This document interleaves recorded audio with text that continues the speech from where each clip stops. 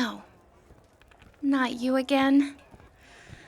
Not tonight of all nights. Please, I beg of you. I have 3 wishes for this evening. 1, a cup of fresh ale, which you can see I already have right here. 2, a hot meal, which you can see I've already eaten. And 3, to drink myself into oblivion alone here in the darkest corner of the tavern. And yet, here you are, standing in front of me with your friend here, staring at me like a dog begging for scraps under my table. This is not how I envision my evening, Edgar. Fine. Sit. Introduce your friend, have a drink with me, attempt to involve me in yet another one of your blasted schemes, which of course I'll turn down, because as I told you the last 5 times you interrupted my quest for drunkenness, I'm retired. Too young to retire? Yeah, flattery will get you nowhere with me. So, how do you know Edgar? He's a pain in the ass, but surprisingly good at cards. You must be new here. No one in this city will play him anymore. Shame nobody warned you. I'm Rowena. A pleasure to make your acquaintance. And you are? So, what brings you to this decrepit establishment on this glorious evening? I suspected as much. Edgar never bothers me unless he wants something. Usually it's because he wants me to stick my neck out for him. Don't act affronted. You know damn well it's true. So, what is it this time? I'm sorry. You want me to get you into one of Lady Harletta's masquerade parties? Are you insane? I know damn well you don't want to go there for the wine or the dancing. What are you plotting? And your friend here? How are you involved in this? I see. And just how precious is this bauble? That's certainly something money can't buy. Especially with the church using local mages as kindling for their righteous fires. Magical artifact like that could get you in some very serious trouble. So, you want me to get you in? Sure, that's easy enough. But I have a feeling that's not all you want. If you're going to pull off a heist from one of the richest, most powerful families in the entire kingdom, you're going to need the help of the most notorious thief in town. I swore I'd quit doing this after the last one. I was pulling porcupine quills out of my rather shapely ass for 3 days after throwing myself out a window to avoid detection. No jewel in all the land is worth ruining my ass, you see. But here we go again. Edgar, be a darling. Fetch your friend and I another round? Level with me. Why do you really need that trinket? With Edgar, it's always about money, but you don't seem the sort. What do you intend to use it for? I'm not anti-magic by any means, but I'd like to know if you have any ill intentions. Please, be honest. Looking for someone? Well, a priceless scrying mirror will definitely help you with that. Provided you get to use it before Edgar tries to sell it. I'll help you get it, but not for nothing. No, I don't want money. I want protection and safe passage to leave the city. You look perfectly capable of keeping me safe for a journey. No, not planning to leave anytime soon, but I like to have things arranged before shit hits the fan. Make sense? I knew you were the reasonable type, even if your choice in business partner is somewhat dubious.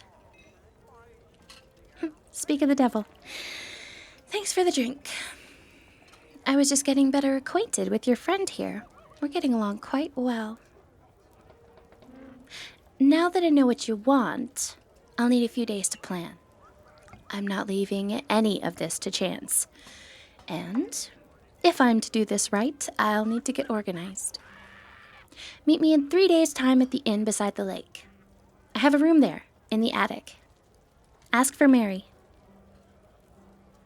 Did you seriously think I'd sleep anywhere in this city under my real name? I don't have a death wish.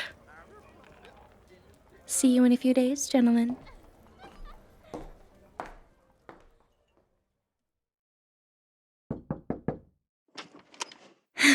If it isn't Edgar and his attractive new friend. Come in, sit down. I've been waiting for you. I'm certain I said 3 days, and it's been 5.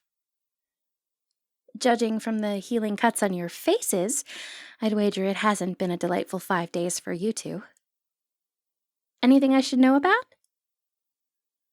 No? Suit yourselves. I'll have to get you drunk later to see if you'll spill it. In the meantime, here's the plan. Lady Harletta is throwing the masquerade to celebrate the betrothal of her eldest, ugliest daughter to a nobleman. I've already been in touch with the forger to get invitations for all of us. You and I are going to be party guests. Edgar here is our manservant. Why? Because I'm still angry about the quills, and I think your friend is handsome. Now be quiet. The vault is, of course, located inside the trophy room in the manor. While the fireworks and festivities are going on outside, I'm going to pretend to drink entirely too much wine, at which point you will escort me inside the manor to rest and recover. Edgar, you'll wait outside right here. The door to the cellar is the best escape route, believe it or not. And if anyone asks what you're doing, tell them your drunken lady needs some saltines. Meanwhile, you and I will make our way to the vault through the library. We'll have to be quick and quiet, but should we run into any trouble, I have a few tricks up my sleeves for dealing with the guards. Be forewarned, you'll be asked to leave your weapons outside the party. I suggest hiding them in the stable for quick retrieval, but keep a dagger on you so you have something to turn in at the door. I mean, no self-respecting nobleman would be out in public without at least a dagger, especially with a lady on his arm. Getting into the vault won't be a problem. I'll keep watch while you grab the mirror and a few shiny items for me, and then we'll meet outside the cellar, grab your weapons, and be gone. This is assuming everything goes according to my plan, which it usually does. If either of you deviate from this plan, I can't guarantee it'll work. If you do as I say, we'll be out of there with your goodies in no time. Oh, yes. Well, see, I need to make it worth my while to help you. Plus, if only the mirror was taken, it may raise suspicions. So, if that's everything, I'll need to ask you both a favor. Go to the tailor and pick up some costumes. We need to look the part. I'll only need a mask. I have a gown already. The party is tomorrow night, gentlemen. I hope you're ready for this. And for that matter, I hope I'm ready. Don't forget my mask, handsome. I trust you to pick out something perfect for me. Now get moving. Come in. I promise I'm decent. And wow, you two look very dashing in your doublets. How do you like my dress, handsome? I'd say it conceals my leggings rather well. Well, I can't very well make a quick getaway in a full skirt, now could I? Is that my mask? Let me see it. Ah, it's perfect. I knew I could trust you to make me look beautiful. Would you help me put it on? Thank you. So, how do I look? We should make our way to the manor. Fashionably late, but early enough to case the place before night falls.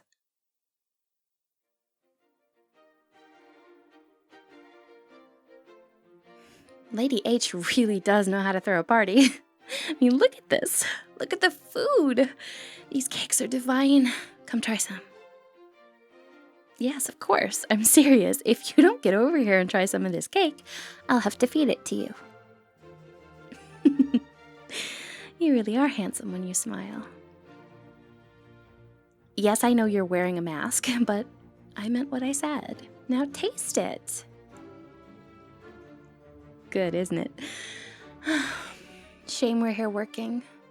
If I had my way, I'd abscond with you and these cakes, and we'd have ourselves a proper picnic under the stars. Oh, well, we better get moving. Edgar's beginning to glower. What's the matter? Not enjoying playing the manservant? Have some cake and crack a smile, dear. As for you and I do believe a drink would wash down these confections rather well. Don't you agree? Shall we? Yes, you're right. I have spent a fair amount of time living among nobles. My estranged parents are rather powerful. That's quite an observation to make, considering you met me in a rundown tavern to ask me to commit thievery with you. What gave it away? Careful, handsome. If you keep this up, you're gonna make me blush. But yes, my childhood was filled with frilly dresses and curtsies. One might wonder how I ended up where I did, no? Alas, we haven't the time to trade sordid tales of our histories. I'm curious to know your story as well. For one, who you're looking for. I see I've struck a nerve. Apologies. I'm not going to pry. I merely hope that one day, after you've found whoever it is, you'll sit me down with a strong drink and warm food and tell me all about it. Now, do be a plum and play along. It's time to begin. What? How could you? You kissed her? I ought to slap you. Mother told me this would happen. She said not to give you my hand, and she was right. Come on, tell me to calm down. I'm drunk. No, you calm down. You brute. You make me insane.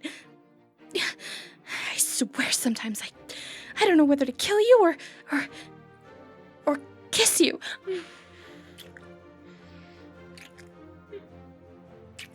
Pick me up. Go toward the house. Oh, you monster. Take me somewhere quiet, you beast.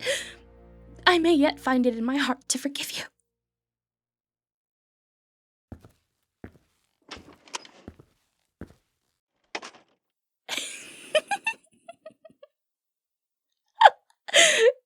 That was brilliant. You played your part rather well once you got a hold of yourself. Why are you looking at me like that? Because I kissed you. Well, I didn't expect you to be such an innocent. That little display will ensure no one bothers us as you attempt to earn my forgiveness. Plus, we gave them something interesting to talk about for the rest of the evening. And as a cherry on top, you're a very good kisser. Now come on, let's make our way to the library. Well, I couldn't exactly tell you what I was going to do, then you wouldn't have looked the part of a surprised husband. I wanted your reactions to be believable. I did us a favor, I promise. Now can we please focus? Thank you. The library is just down this hall. We'll need to be quick and quiet. Follow me. I studied the blueprints of this house while you and Edgar were off shopping. They weren't that hard to come by. All I had to do was grease a few palms. Here we are. Stand back and let me work. And don't look so worried. I'm really very good at finding my way into places I'm not supposed to be. This is quite a lock. I'm impressed. There we are. We're in. And so are the guards. Good evening, gentlemen. My apologies. We're going to have to put tonight's conversation on ice.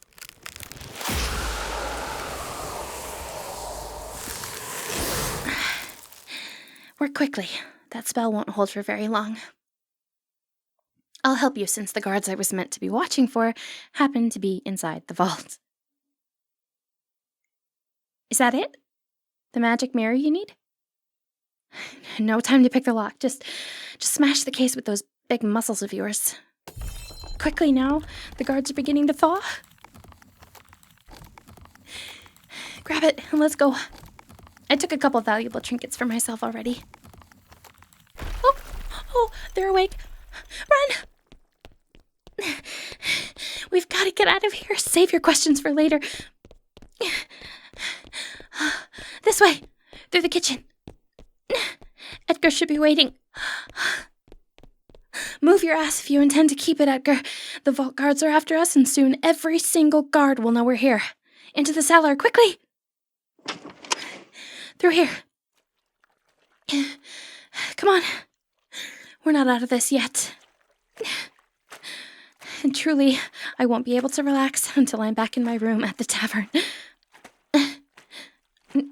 And you, why are you laughing? Does the sight of me bunching my skirts up so I don't get tunnel water all over them amuse you? I told you I wore leggings underneath for a quick getaway.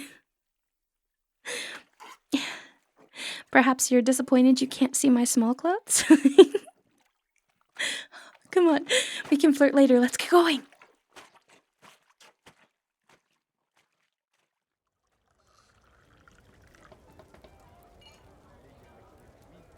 So then, we did it.